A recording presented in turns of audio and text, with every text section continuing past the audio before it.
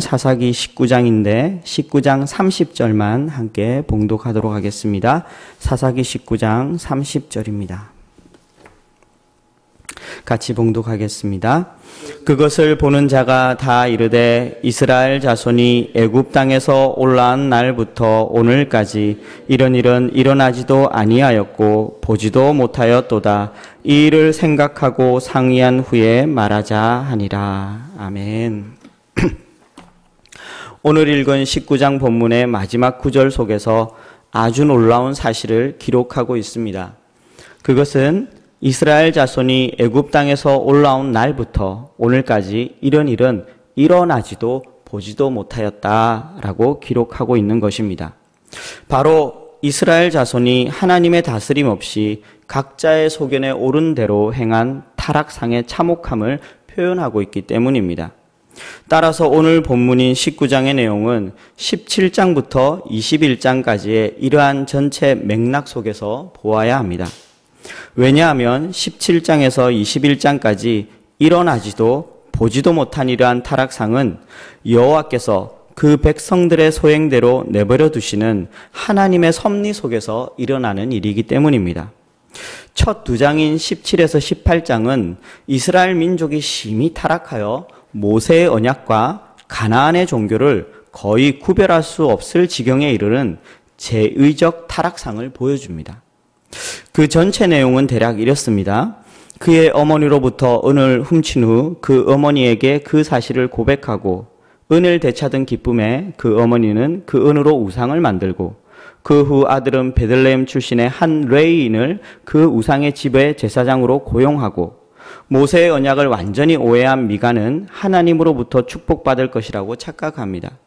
그 다음 이야기에서 단 지파는 한 평온한 성읍을 정복하려고 하고 그 성읍의 공격 여부를 여호와께 아뢰어달라고 그 레위인에게 간청을 하고 그 제사장은 여호와께서 그들과 함께 하신다고 말합니다. 그리고 단 지파가 그 성읍을 정복할 때 이 레위인을 그들의 제사장으로 삼기를 원하여 이 레위인에게 더 많은 보수와 사례를 약속합니다. 마침내 정착된 단 지파는 미가의 어머니가 만든 우상을 숭배하게 된다는 내용입니다. 하지만 여기서 끝이 아닙니다. 더 중요한 사실은 이러한 혼합 종교로 인한 제의적 타락상은 19장에서 이스라엘 역사에 전례 없는 도덕적 타락상으로 나타난다는 것입니다. 제의적 타락상이 그것으로 끝나는 것이 아니라 도덕적 타락상으로 나타난다는 것입니다. 사사기 19장 1에서 2절을 보면 한 레위인이 친정으로 도망친 첩을 두고 있음을 볼 수가 있습니다. 19장 1에서 2절은 이렇게 기록합니다. 이스라엘의 왕이 없을 그때에 에브라임 산지 구석에 거류하는 어떤 레위 사람이 유다 베들레헴에서 첩을 맞이하였더니 그 첩이 음행하고 남편을 떠나 유다 베들레헴 그의 아버지의 집에 돌아가서 거기서 넉 달 동안을 지내매. 어떤 주석은 이에 대해 이렇게 말합니다. 이 장에서 아내에 대한 언급이 없었기에 그 레위인이 아내의 불임에 대한 조처로서 첩과 여종을 찾았던 것은 아닌 것 같다. 그리고 오히려 이 레위인은 성적 만족 혹은 가사 둘 다의 목적으로 이 여인을 데려왔던 것 같다고 본다. 하지만 율법은 레위인이 첩을 두는 것을 금한다고 레위기서 21장은 분명히 말합니다. 다시 본문으로 돌아와서 연합한 이 한상은 베냐민 지파의 지경을 거쳐 여행을 합니다.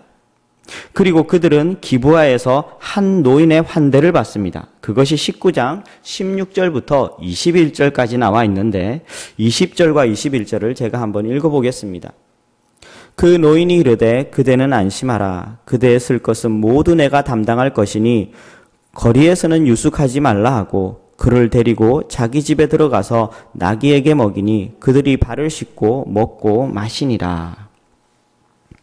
그리고 밤이 이르자 창세기 19장에 나오는 소돔과 고모라를 연상시켜 주듯이 한 패거리들이 그 레위인에게 성관계, 동성애를 요구하며 그 집을 에워쌉니다. 그것이 22절에 나옵니다. 22절은 이렇게 기록합니다. 그들이 마음을 즐겁게 할 때에 그 성읍의 불량배들이 그 집을 에워싸고 문을 두들기며 집 주인 노인에게 말하여 이르되 내 집에 들어온 사람을 끌어내라 우리가 그와 관계하리라 하니 그러자 레위는 성관계의 대상으로 그의 첩을 대신 내보냅니다. 그리고 패거리들은 그녀를 밤새도록 욕보입니다. 그것이 25절에 나옵니다. 25절은 이렇게 기록합니다. 무리가 듣지 아니하므로 그 사람이 자기 첩을 붙잡아 그들에게 밖으로 끌어내매 그들이 그 여자와 관계하였고 밤새도록 그 여자를 능욕하다가 새벽 미명에 놓은지라. 그 후 아침에 일어난 레위는 현관에 엎드러져 있는 첩에게 일어나 출발하자고 태연스럽게 말합니다. 하지만 첩의 죽음을 깨달았을 때 그는 그녀의 몸을 12조각 내어 이스라엘 장로들에게 보냅니다. 그것이 19장 27절부터 30절까지의 내용입니다. 제가 한번 읽어보겠습니다. 그의 주인이 일찍이 일어나 집 문을 열고 떠나고자 하더니 그 여인이 집 문 앞에 엎드려져 있고 그의 두 손이 문지방에 있는 것을 보고 그에게 이르되 일어나 우리가 떠나가자 하나 아무 대답이 없는지라. 이에 그의 시체를 나귀에 싣고 행하여 자기 곳에 돌아가서 그 집에 이르러서는 칼을 가지고 자기 첩의 시체를 거두어 그 마디를 찍어 12덩이를 나누고 그것을 이스라엘 사방에 두루 보내매 그것을 보는 자가 다 이르되 이스라엘 자손이 애굽 땅에서 올라온 날부터 오늘까지 이런 일은 일어나지도 아니하였고 보지도 못하였도다. 이 일을 생각하고 상의한 후에 말하자 하니라 라고 말하는 것입니다. 아마 이 레위는 일말의 양심이 이스라엘에게 남아있는지를 묻기 위해 보냈을 것입니다. 하지만 이 여인에 대한 레위인의 학대와 패거리들의 학대는 정도의 차이가 있을 뿐 본질상 같은 것이라는 것입니다. 오히려 이 이야기를 읽고 있는 우리는 이 레위인이 일말의 양심이 있는지 의심이 갑니다. 이처럼 사사기 19장의 기사만큼 도덕적으로 추한 장면은 다른 본문에서는 더 이상 나타나지 않습니다. 그리고 이 일로 인해 20장에서 일어나지 말았어야 할 동족 간의 전쟁이 발발하는 참혹한 광경이 펼쳐지게 되는 것입니다. 결론적으로 17에서 21장은 우상 숭배 및 여호와의 이름을 망령되이 사용함은 신앙과 도덕 윤리의 붕괴를 초래한다는 것을 분명히 보여주고 있다고 볼 수 있습니다. 그리고 이러한 사실은 언약적 헌신과 참회의 외침이 사라진 사사시대에 여호와는 사사기 10장 13에서 14절에 약속하신 바대로 이행하심 속에서 확인할 수 있습니다. 사사기 10장 13절과 14절을 함께 읽어보겠습니다. 사사기 10장입니다. 사사기 10장 13절부터 14절입니다. 읽겠습니다. 너희가 나를 버리고 다른 신들을 섬기니 그러므로 내가 다시는 너희를 구원하지 아니하리라. 가서 너희가 택한 신들에게 부르짖어 너희의 환난 때에 그들이 너희를 구원하게 하라 하신지라. 하나님은 이스라엘이 섬기는 신들이 그들을 구원하도록 내버려 두시며 그 백성들이 스스로 그들의 죄에 대한 무게에 짓눌리도록 하십니다. 물론 이러한 방편 또한 하나님의 무관심이 아닌 섭리 안에서 이루어 가시는 일이지만 하나님 없이 자기 소견에 옳은 대로 살아가는 우리의 전적 타락된 모습이 얼마나 부패했는지를 적나라하게 보여주는 것입니다. 바울은 이스라엘 백성에게 계시된 진리에 따라 살도록 관심을 기울여왔던 하나님께서 타락한 백성들을 그들의 죄 가운데 내버려 두셨음을 말해주는 지침으로서 이러한 타락상을 로마서 1장 18절에서 32절에 이렇게 인용하고 있습니다. 이 부분을 함께 교독해 봤으면 좋겠습니다. 로마서 1장입니다. 로마서 1장 18절부터 32절입니다. 한 절씩 교독하도록 하겠습니다. 하나님의 진노가 불의로 진리를 막는 사람들의 모든 경건하지 않음과 불의에 대하여 하늘로부터 나타나나니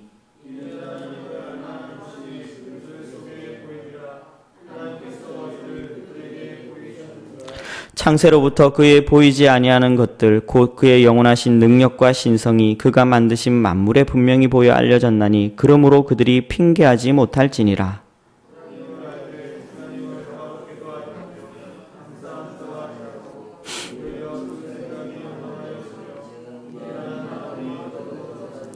스스로 지혜 있다 하나 어리석게 되어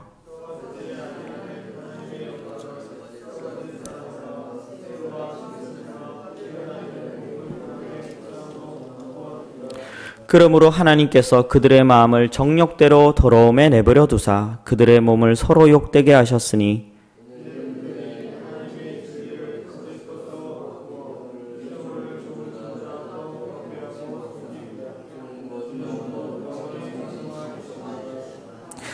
이 때문에 하나님께서 그들을 부끄러운 욕심에 내버려 두셨으니 곧 그들의 여자들도 순리대로 쓸 것을 바꾸어 영리로 쓰며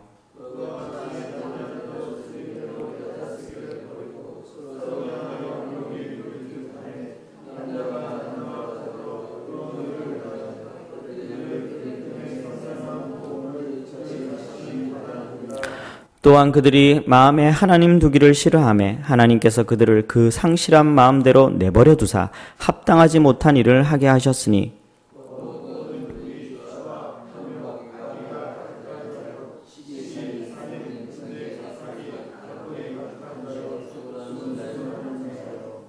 비방하는 자요 하나님께서 미워하시는 자요 능욕하는 자요 교만하는 자요 자랑하는 자요 악을 도모하는 자요 부모를 거룩하는 자요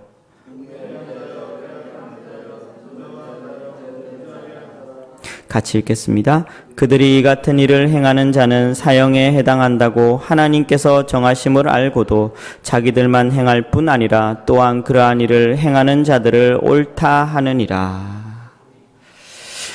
21절부터 23절에 스스로 지혜 있다 하여 어리석게 되었을 때 하나님의 영광을 썩어질 동물의 우상으로 바꾸는 일들이 벌어지는 것에 대해 하나님이 그들을 내버려 두십니다. 24절은 로마서 1장 24절은 이렇게 얘기하고 있습니다. 정욕대로 더러움에 내버려 두사. 그러니 그 결과 어떻습니까? 서로의 몸을 욕되게 하고 26절에 부끄러운 욕심에 내버려 두사. 그러니 순리대로 쓸 것을 영리로 쓰고 28절에 상실한 마음대로 내버려 두사. 그러니 합당치 못한 일을 하게 하고 그리고 그 합당치 못한 일들을 로마서 1장 29절에서 31절까지 쭉 나열하고 있는 것입니다. 여러분, 하나님 앞에 죄의적 타락상이 지금 도덕적 타락상으로 이어지는 그 부분을 보고 있는 것입니다. 그 가운데 하나님의 내버려 두심이라는 섭리하심이 있다는 것입니다. 29절부터 불의, 추악, 탐욕, 악의, 시기, 살인, 분쟁, 악독, 수군수군, 비방, 미워하고 능욕하고 교만하고 자랑하고 도모하고 부모를 거역하고 음해하고 배약하고 무정하고 무자비하고 그 일이 하나님의 정하심을 알고도 자기들만 행할 뿐 아니라 잘못됐다는 것을 사형에 해당한다고 쓴 것을 알고도 그런 일을 옳다고 한다고 얘기하고 있는 것입니다. 그 합당치 못한 일들을 이렇게 나열하고 있는 것입니다. 그리고 그들은 이러한 일을 행하는 자들을 옳다고 하는 것입니다. 다시 말씀드립니다. 우상 숭배 및 여호와의 이름을 망령되이 사용함은 반드시 신앙과 도덕 윤리의 붕괴를 초래한다는 것을 진정으로 명심하셔야 한다는 것입니다. 그런 의미에서 우리는 반드시 마음에 새겨야 합니다. 오직 여호와만을 섬기라고 명령한 1에서 4계명에 대한 순종과 지킴은 바로 오직 여호와만을 섬기겠다고 맹세한 백성에게 5에서 10계명이 삶의 열매로서 증명된다는 사실입니다. 이러한 사실은 지금을 살아가는 우리에게 두 가지 중요한 교훈을 주고 있습니다. 첫째, 오직 여호와 하나님만을 섬기며 우상을 따르지 않고 하나님의 이름을 망령되이 일컫지 않는 것, 개혁주의 신앙에 있어서 가장 중요한 하나님 앞에서의 신앙이 얼마나 중요한 것인가를 분명히 교훈하고 있다는 것입니다. 여러분 삶에 있어서의 신앙의 실천적 열매는 바로 하나님 앞에서의 신앙으로부터 주어진다는 사실입니다. 둘째, 이러한 신앙은 답은 주일에 드려지는 예배에 대한 태도와 자세만을 이야기하는 것이 아니다라는 것입니다. 만일 주일 예배에만 국한된 적용이라고 한다면 그것은 하나님 말씀을 깎아내리는 일밖에 되지 않을 것입니다. 지금의 우리 삶에 있어서 사사기 19장의 결론이 보여주는 적용은 1에서 4계명이 명령하는 그것을 전적으로 신뢰하고 의지하는 삶의 모습을 주일에 교회에서뿐만 아니라 저와 여러분이 속한 세상 속에서, 사회 속에서, 직장 속에서, 학교 속에서, 가정 속에서 동일한 신앙의 태도와 자세로 증명하며 살아가느냐라는 것을 말하는 것입니다. 왜냐하면 하나님 앞에서의 신앙은 이 세상에서도 동일하게 적용되는 유일한 진리이고 답이기 때문입니다. 하나님의 말씀은 이 세상에서도 동일하게 적용됩니다. 지금 이 시대, 이 때에서도 동일하게 적용되는 유일한 진리이고 답이라는 것입니다. 하나님의 계명과 말씀은 이 세상이 사라져도 영원할 것이며 그 계명과 말씀은 과학이 발달하고 돈과 명예가 권력을 지는 것 같고 동성애가 옳다고 판을 치고 합리주의적 사고가 옳고 그름을 희석시키고 각자의 소견에 옳은 대로 행하는 이 세상에서도 오직 유일한 진리이고 답이라고 우리가 믿는 성경은 말하고 있기 때문입니다. 내가 율법이나 선지자를 폐하러 온 줄로 생각하지 말라. 폐하러 온 것이 아니여 완전하게 하려 함이라. 진실로 너희에게 이르노니 천지가 없어지기 전에는 율법의 1.1획도 결코 없어지지 아니하고 다 이루리라. 그러므로 누구든지 이 계명 중에 지극히 작은 것 하나라도 버리고 또 그같이 사람을 가르치는 자는 천국에서 지극히 작다 일컬음을 받을 것이요 누구든지 이를 행하며 가르치는 자는 천국에서 크다 일컬음을 받으리라. 이제 말씀을 정리하고자 합니다.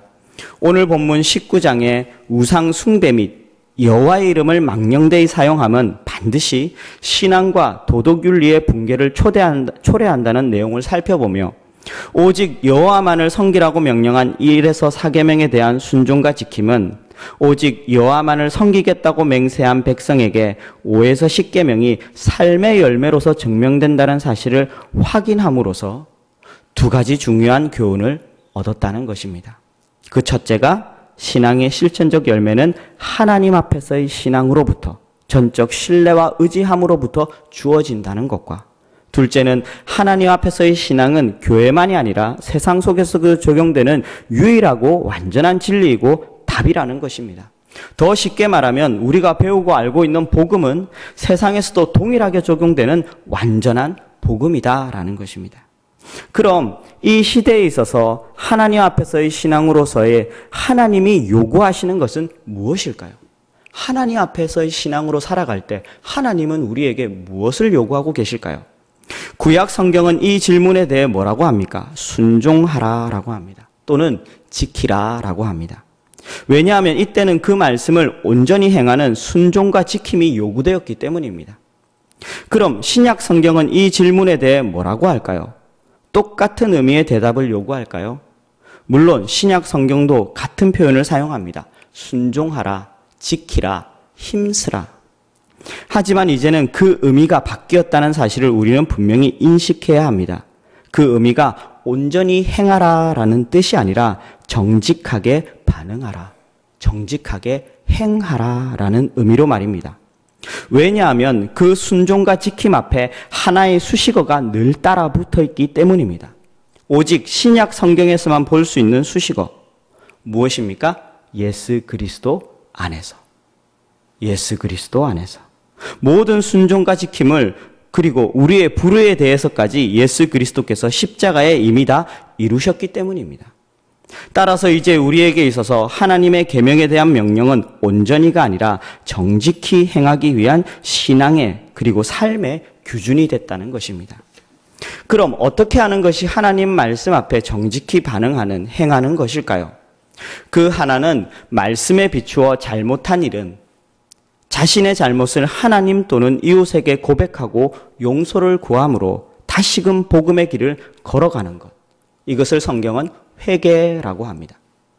다른 하나는 말씀에 비추어 합당한 일은 감사함으로 주를 찬양하며 이웃을 사랑하며 겸손함으로 복음의 길을 걸어가는 것. 이것을 성경은 믿음이라고 합니다.